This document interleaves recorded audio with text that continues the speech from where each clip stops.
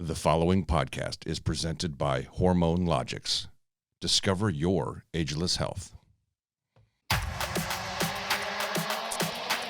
This is Amy Wilhelmy with the Ascension Mentality Podcast. On today's episode, we have Gillian Hughes of the Momshell Method. Jillian is a bodybuilder herself. She's in the Bikini Division, and then she also owns the Momshell Method, which is a coaching and nutrition training program for moms, busy moms, fitness moms, and lifestyle.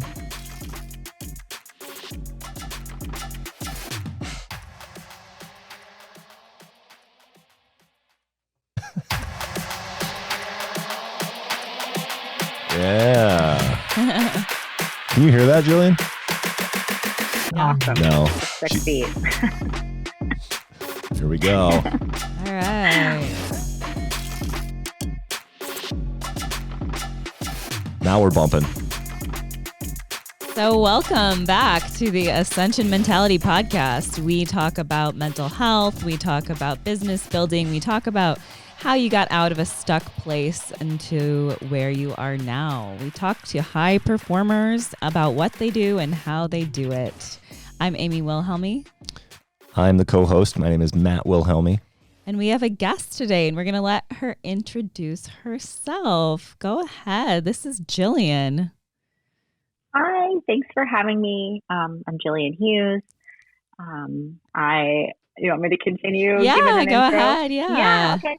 Yeah, so I am a women's weight loss and body transformation specialist in St. Louis, Missouri.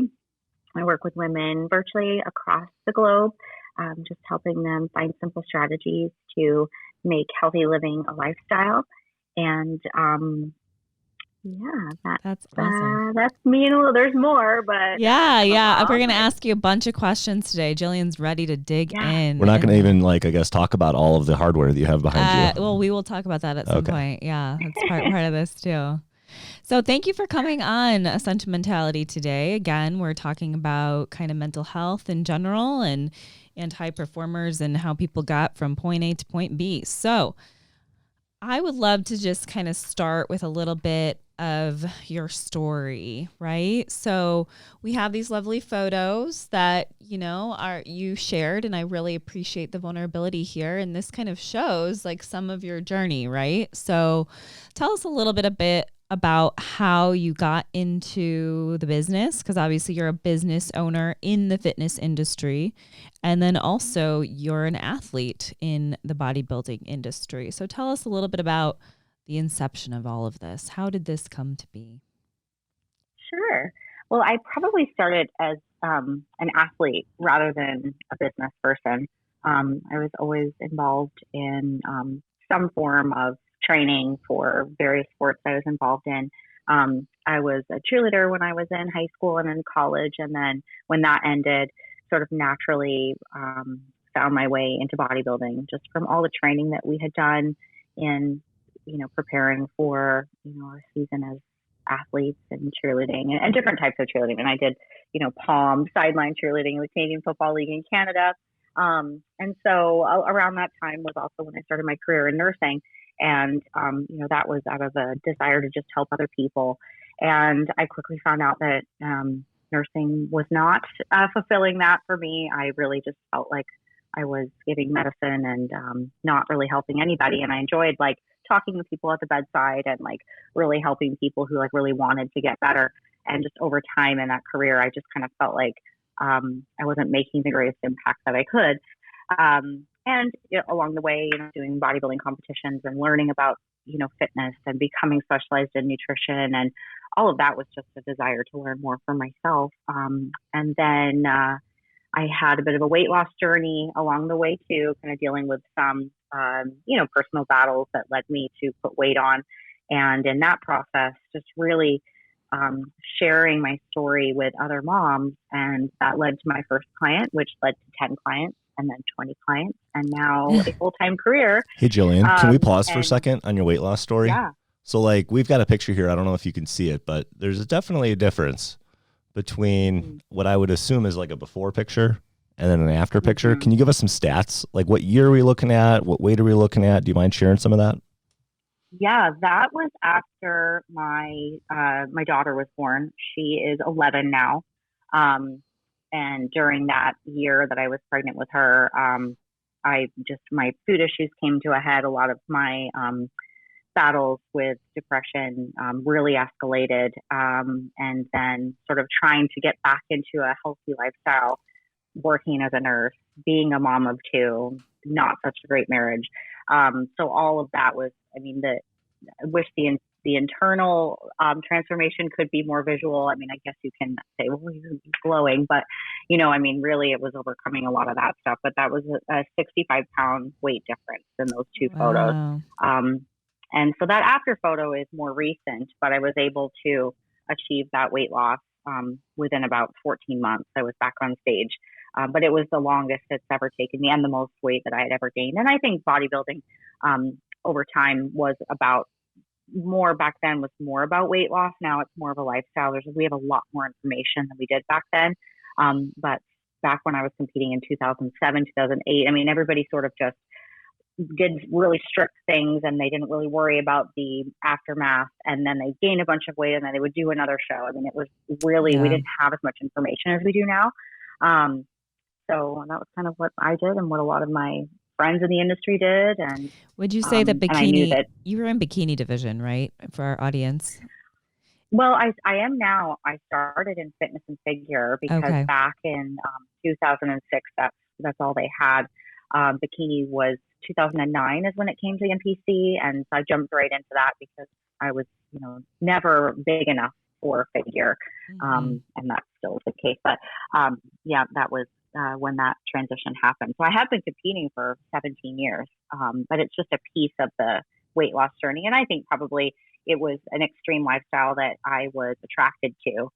And now we've learned a lot about, while it's still an extreme, we have to take care of our health. So. Right. Would you say that part of taking care of your health is maybe in your story, was that getting hormone levels checked, or is it really just eating different and lifting weights? I think it was going straight to the food issues and my relationship with food. Growing up in a household where my family was quite focused on maintaining weight. Somebody was always on a diet. There was just a lot of conversations about food.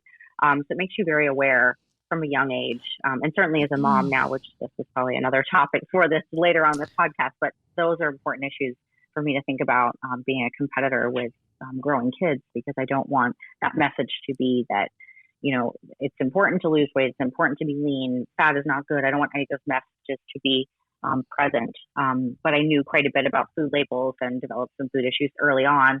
And so really, I think that was what taking care of myself meant, was that I just couldn't do another diet anymore. I had to figure out how to live in a way that I could maintain a healthy weight, feel good, and not be, worried about my body all the time, and live my life and be a good mom. Would you say that's a big kind of motivator? Is that the majority of your clients that you coach then, is just kind of lifestyle? They want to get healthier. They want to develop some healthy habits. They want to develop a healthy mindset around food. They want to get rid of some of those food issues that you talked about. Because for me, similar, grew up in the 80s where it was, let's do Slim Fast or Jenny Craig or eat fat-free cheese or Diet Coke, or, it was like not actual nutrients that women were promoted and fed. And so there was just a lot of depletion. It was like deplete, fat-free everything. And so growing up in that culture, and hearing that messaging, it was like tons of cardio, right? Jazzercise was super popular. So everyone was like doing jazzercise, drinking Diet Coke, smoking cigarettes, right? And so the messaging was like, no, you're not really allowed to eat, or you shouldn't eat things that men eat, or and then in the bodybuilding community, it's like the opposite. It's like we're like teaching people how to like feed themselves, right? Right. Yeah. I think it's definitely changed. I mean, I think that growing up back then, if you just think about like some of the magazines that we used to read and who our role models were, it was like, Cindy Crawford and like all these like, super thin models. Yeah, it wasn't athletic. And now on the flip side, I kind of like look at, who my kids are influenced by, and it's like, I feel like it's almost on the other side. Like we're celebrating like obesity a lot. I know that's a hot button and probably people don't want to talk about that, but I am seeing that. And I don't think that that's good either. I think it's more just about finding what's healthy, and not doing what's best for somebody else. But I think that the majority of my clients that come to me really want to lose weight. That is their number one focus. But my focus as a coach is to help them learn how to sustain those weight loss efforts. And that just starts with, lifestyle and food relationship and, the messages that we have to kind of like unpack and sort through with how they feel about food. And a lot of women think eating less is better, and that's how they're going to lose weight. And when they're stuck, I have to let them know, like, if you're not eating what you're supposed to be eating and you're under eating it, you won't see the payoff in the scale. So I always say, like, that's the biggest piece of my job. Like, while it's important to know how to put together a menu for somebody and, address certain issues, digestion, anything when it comes to just actual nutrition, that's super important when it comes to my job.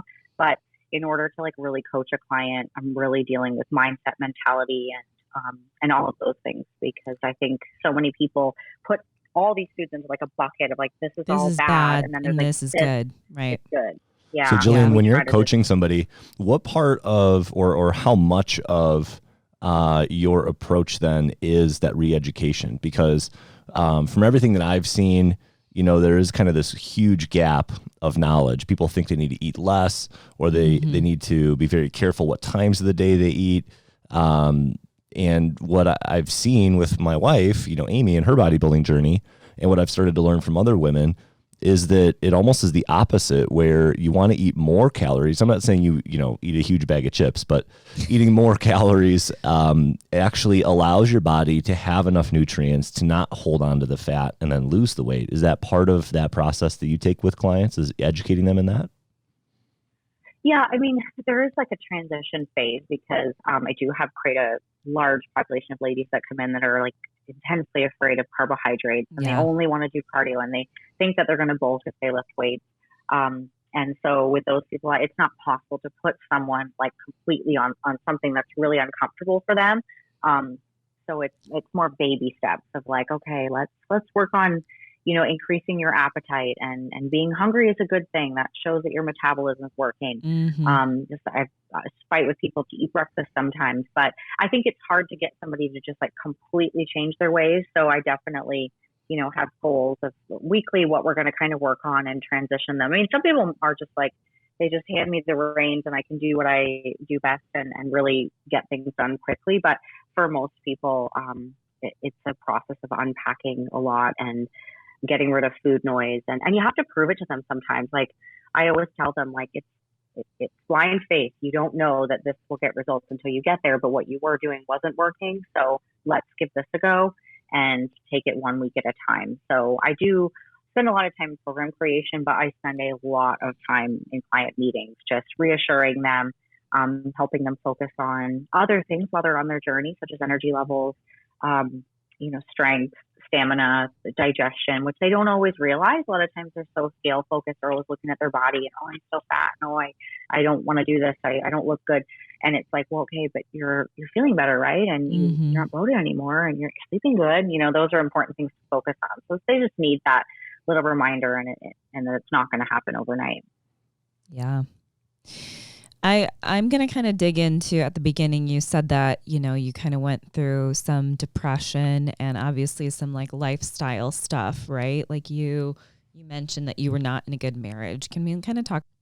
Hey, Amy, we have a great sponsor on board, Hormone Levels. Yeah, they're actually my hormone doctors, so I think they're pretty awesome. They do hormone replacement therapies to revive energy and strength so that you can continue to feel younger longer. They do bioidentical hormones, menopause therapy, andropause therapy.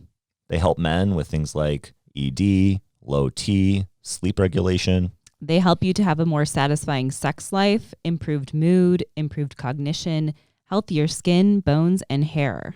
How does somebody get in touch with Hormone Levels? You can visit their website at www.hormonelevels.com. Stop missing out on living your best life and be the best version of yourself.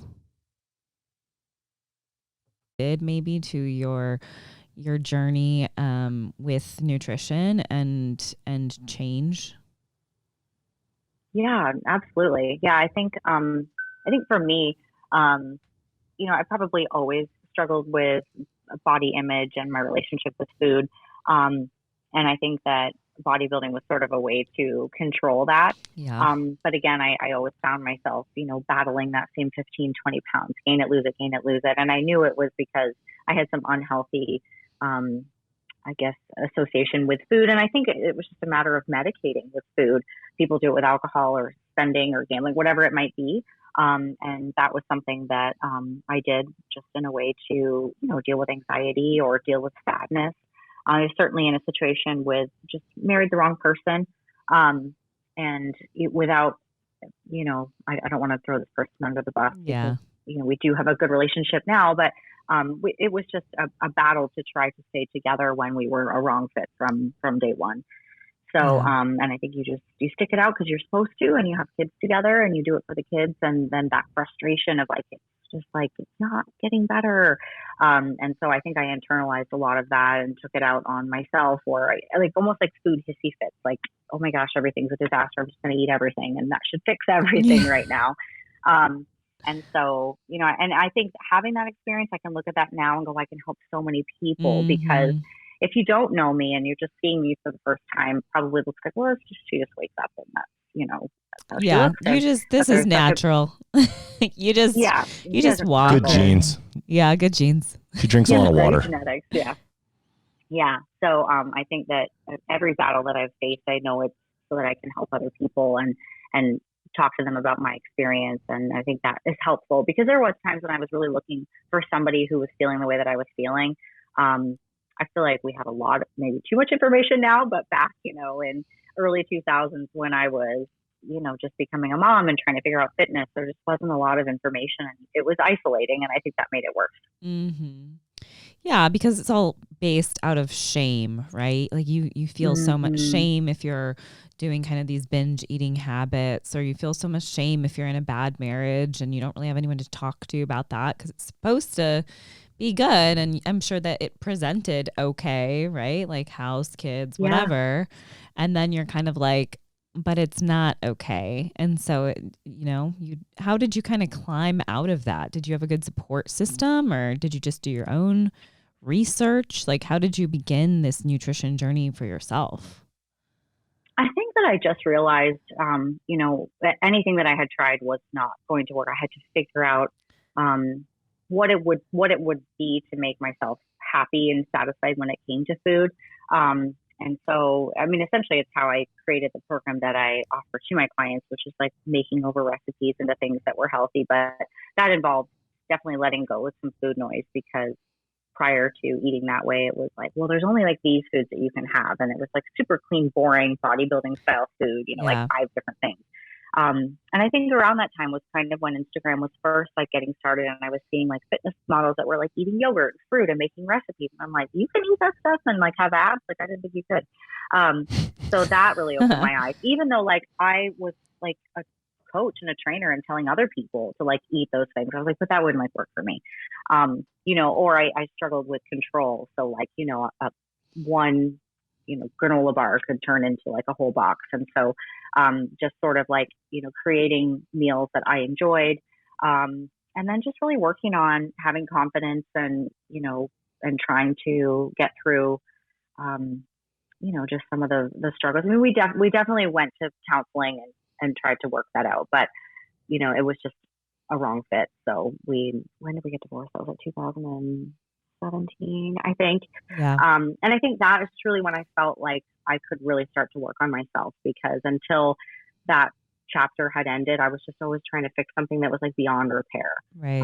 And so I was really able to work on myself and my own issues, just being, sort of like freed from that situation. What year did the business start really for you? So that was 2010. I think I had my first client. I had gained and lost some baby weight with my first child. And I think back then it was really more like competition coaching, because I was one of the only people in the area doing, competition coaching for women. And of course, without social media. I think we had Facebook, but there wasn't like Instagram at that time. It was still like, what is this? Like, what are these competitions? You know, Yeah. and it was only figure at that time. So there was a lot of people that were training for shows, but we didn't quite have the muscle for figure, but we would just train them like bodybuilders. And then, so that was 2010. And then in 2012 is when I had that other transformation. And that was like when things really picked up. And that was for me the turning point as far as my own approach to nutrition and really looking at things as like a long-term solution and not just a diet. So technically I've been doing this full time for about, I guess, 13 years.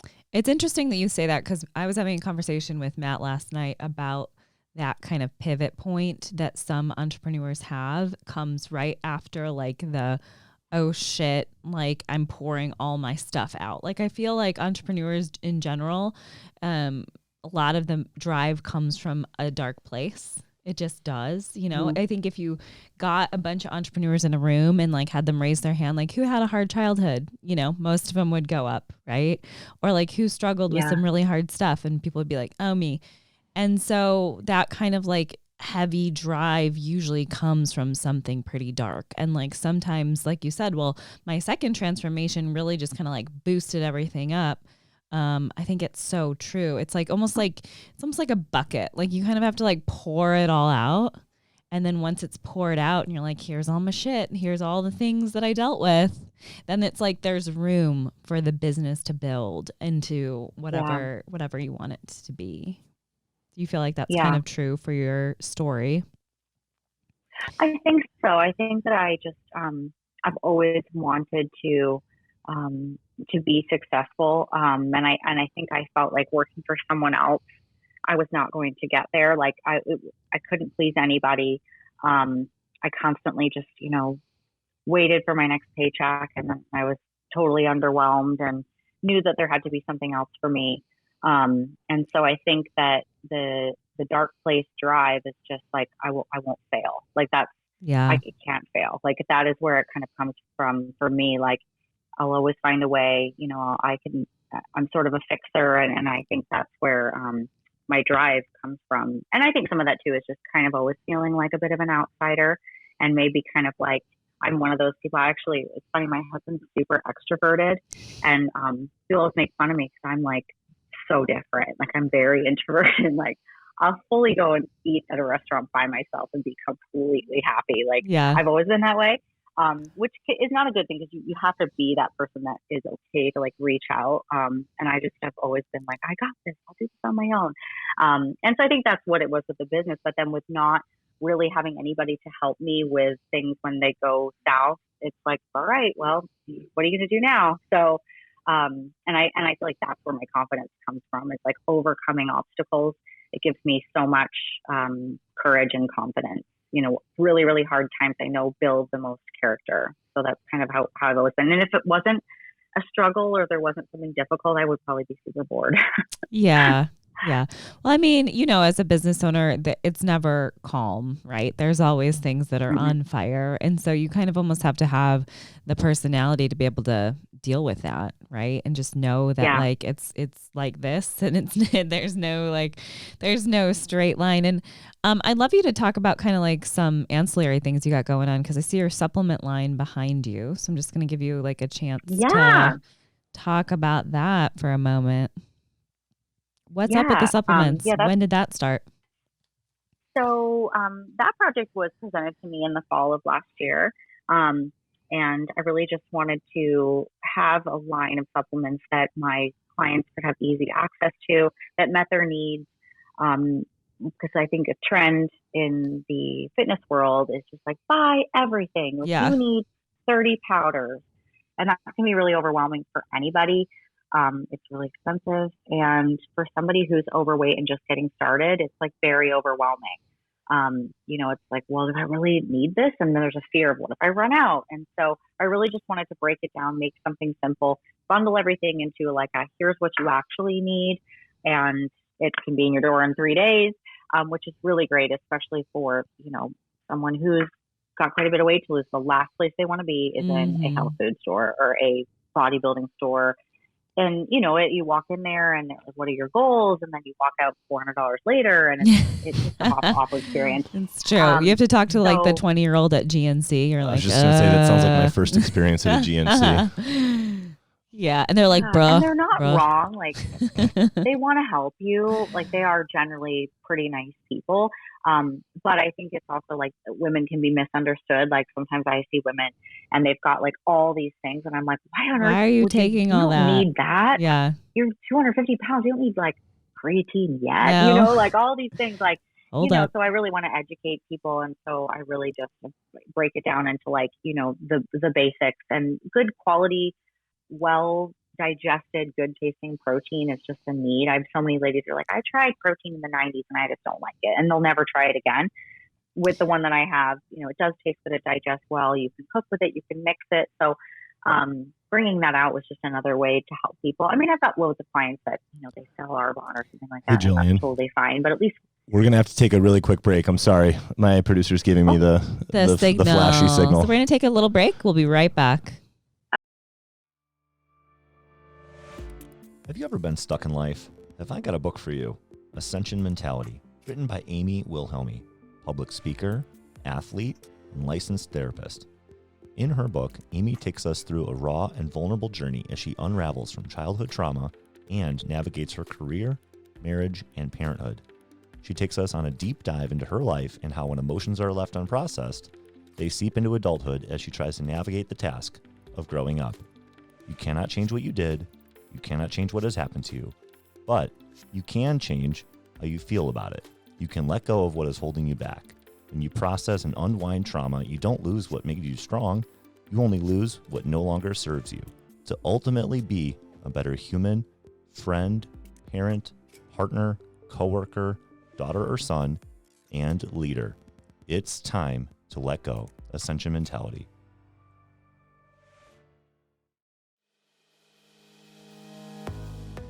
This is Amy Wilhelmy. I'm the owner of Balance Wellness Collective. It's a holistic and integrative mental health practice located in St. Charles, Illinois, and telehealth. All of Illinois, we see individuals, adults, families, children, and adolescents. We are primarily family focused and also do divorce mediation. It is a mind, body, and spirit approach to care. You can find us at www.balancewellnesscollective.com. This has been an Ascension Mentality podcast. Hit subscribe for all the latest episodes, and for more information, visit ascensionmentality.com. Ascension Mentality, making mental gains.